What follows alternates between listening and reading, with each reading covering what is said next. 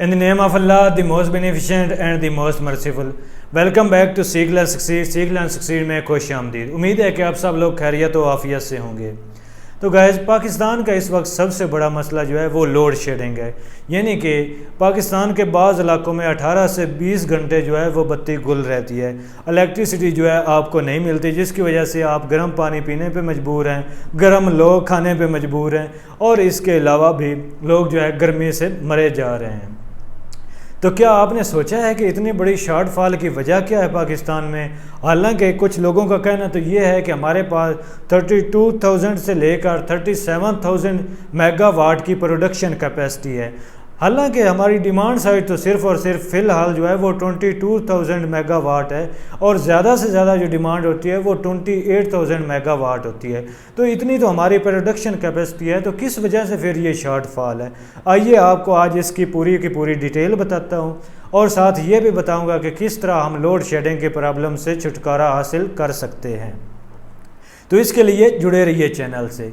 आपको पता है कि हमने 60s और 70s के दौर में, बल्कि अर्ली 60s के दौर में दो जो है डैम बनाए, जिनमें मंगला और तबेला थे। ये अयूब खान के दौर में हमने बनाए और उसके अलावा हमने 20-30 साल जो है एनर्जी सेक्टर को बिल्कुल भुला दिया।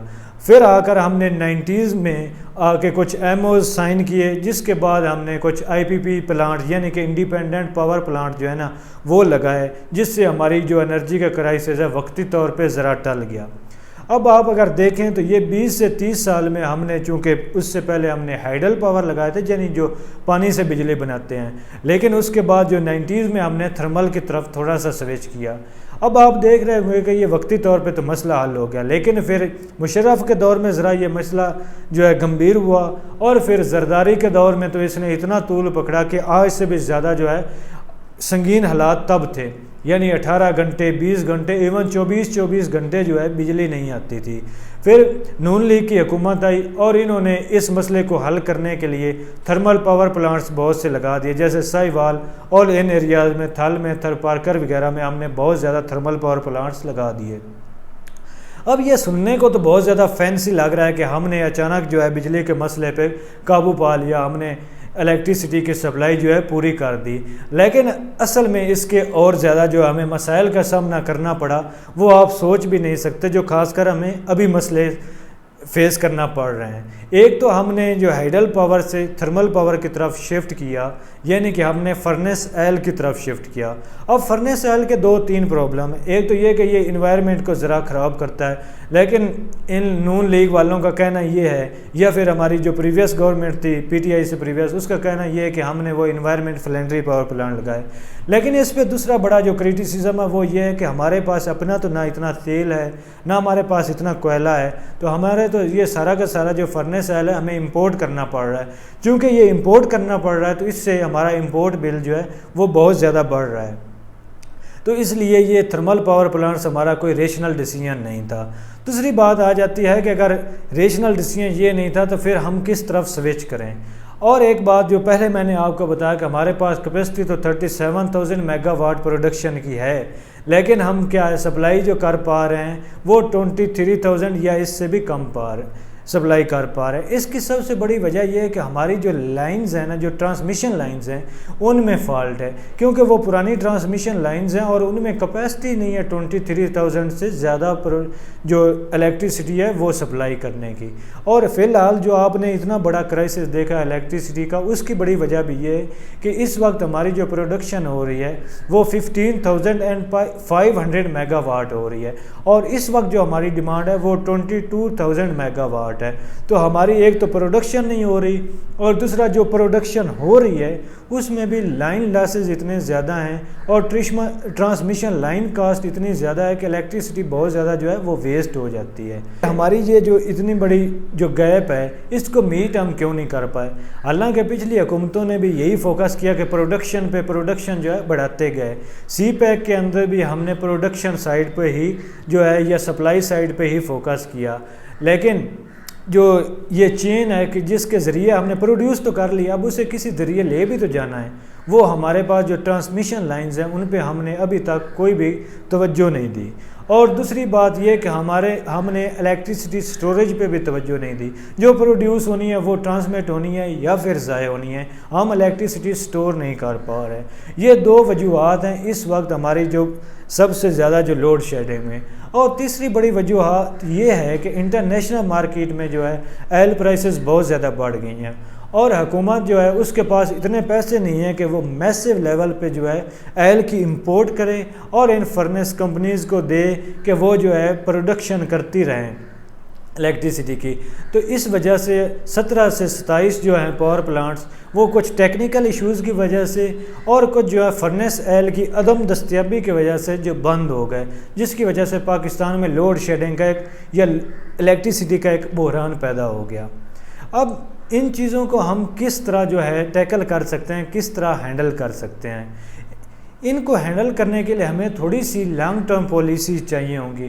मिसाल के तौर पे जैसे हमने 70s और अर्ली 80s में थोड़े से स्टेप्स लिए, जैसे चश्मा और कैनम में हमने एटॉमिक एनर्जी के पावर प्लांट्स लगाए ताकि हम जो है अपनी एनर्जी की ज़रूरियात को एटॉमिक एनर्जी से जो है मीट कर दें। उसके अलावा 2010 के बाद हमारे में थोड़ा सा ट्रेंड आया कि सोलर एनर्जी की तरफ हम स्विच हो गए। तो ये सोलर एनर्जी, एटॉमिक एनर्जी, इस तरह कोस्टल एरियाज़ में विंड एनर्जी और बायोगैस एनर्जी जो है इनकी तरफ जब तक हम नहीं जाएंगे और थोड़े बहुत हम जब डैम्स की तरफ नहीं जाएंगे तब तक हमारा ये मसला जो है ये हल नहीं होने वाला। हम थर्मल पावर की प्लांट की तरफ जितना भी चलते जाएं, कोयल और गैस और जो फर्नेस ऑयल है जिनमें डीजल वगैरह, इसकी तरफ हम जितना भी चलते जाएं, ये वक्ती तौर पे तो हमारा मसला शायद हल कर दे, लेकिन ये लॉन्ग टर्म सॉल्यूशन नहीं है, क्योंकि इससे हमारी जो इंपोर्ट कास्ट है, जो बैलेंस है पेमेंट्स है, वो बहुत ज़्यादा डिस्टर्ब होता है। हमारी इंपोर्ट्स बहुत ज़्यादा बढ़ जाती हैं, इस लेवल से हमारी एक्सपोर्ट नहीं बढ़ पाती। और एंड पे ये मैं बताता चलूँ कि इस लोड शेडिंग की वजह से हमारी इकानमी पे क्या असर हो रहे हैं। जो इलेक्ट्रिसिटी होती है वो बैकबोन होती है किसी इंडस्ट्री की भी, एग्रीकल्चर सेक्टर की भी और सर्विसेज सेक्टर की भी। एग्रीकल्चर सेक्टर में मिसाल के तौर पर आप ट्यूबवेल जब तक नहीं चला पाएंगे तो किस तरह आपकी प्रोडक्शन बढ़ेगी। इंडस्ट्रियल सेक्टर में जब तक आप इंडस्ट्रीज़ को इलेक्ट्रिसिटी नहीं देंगे किस तरह आपकी प्रोडक्शन बढ़ेगी।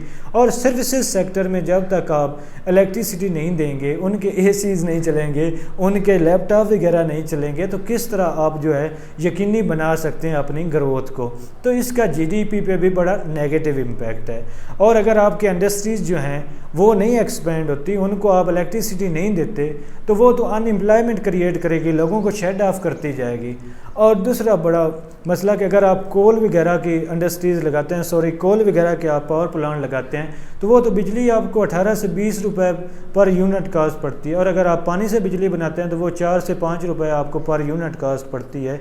तो इतनी जब महंगी आप पावर प्लांट लगाएंगे, महंगी बिजली आप प्रोड्यूस करेंगे, तो फिर आपको आम जो कंज्यूमर्स हैं, जैसे कि हमारे जैसे लोग हैं, उनको देने के लिए आपको सब्सिडीज़ देनी पड़ेंगी। इसलिए मौजूदा गवर्नमेंट भी, इससे पिछली गवर्नमेंट भी जो है कंज्यूमर्स को बहुत ज़्यादा सब्सिडीज़ देती आ रही है। और ये जब सब्सिडीज़ देती है तो इसको किसी ने तो पे भी करना होता है, तो हुकूमत इसे खुद पे करती है, जिसकी वजह से हमारा सर्कुलर डेट या गर्दिशी कर्जा जो है वो बहुत ज़्यादा बढ़ता जा रहा है। बल्कि आज ही मैं एक न्यूज़ पढ़ रहा था कि 1 बिलियन रुपये जो है पर डे के हिसाब से हम इलेक्ट्रिसिटी पे जो सब्सिडी है या जो कास्ट है वो बियर कर रहे हैं। तो ये इतनी मैसिव कास्ट आखिर क्यों? और दूसरी बात, जो हमारा ये कंज्यूमर होता है, डोमेस्टिक कंज्यूमर होता है, इसे हम इकोनॉमिकली बैड कंज्यूमर तस्लीम करते हैं। उसकी वजह यह होती है कि एक तो हमें इनको सब्सिडीज़ देनी पड़ती हैं ताकि ये जो महंगी बिजली है वो सस्ते दामों में ले सकें।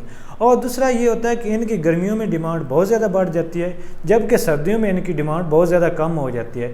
तो हम ऐसे पावर प्लांट जो गर्मियों में बिजली ज़्यादा पैदा करें और सर्दियों में कम पैदा करें, ऐसे तो लगा नहीं सकते, क्योंकि हमने 90s में MOU साइन किए हैं, यानी कि आप जितनी भी बिजली बनाएंगे वो हम बिजली लेंगे, खा उसकी ज़रूरत हो या ना हो। तो इससे भी गवर्नमेंट पे बहुत ज़्यादा प्रेशर पड़ रहा है। तो लिहाजा हमें ये वाली पॉलिसीज़ जो MOU साइन किए थे इनको भी रिविज़िट करने की ज़रूरत है। और दूसरा, हमें ये सब्सिडीज़ जो हैं इनको भी कट करने की ज़रूरत है।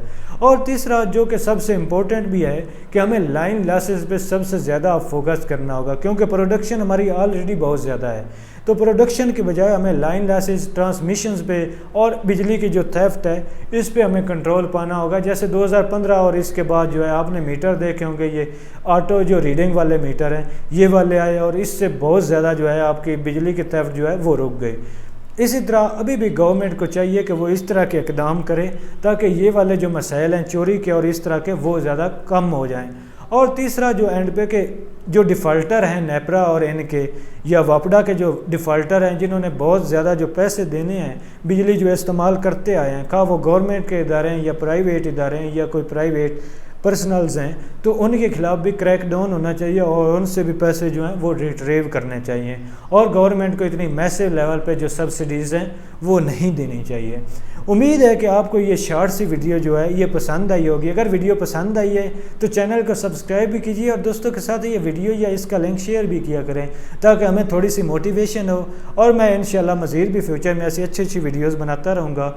और एडमिशन सेशन वाली वीडियोस भी जारी रहेंगी, स्कॉलरशिप वाली भी जारी रहेंगी और साथ ही कुछ मैं इकानमी और करंट इश्यूज़ पे भी वीडियोस बनाता रहूँगा।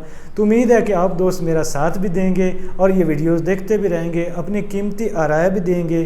तो इसके अलावा हमें सोशल मीडिया जैसे फेसबुक, ट्विटर, लिंक्डइन और इंस्टाग्राम पे भी आप फॉलो कर सकते हैं, तो प्लीज़ वहाँ भी फॉलो कीजिएगा, वहाँ पे भी कुछ वीडियोस हों तो वो भी देखिएगा। खुदा आपका हामी नासिर हो। अशर रहमान को इजाज़त दीजिए और खुश रहिए, आबाद रहिए।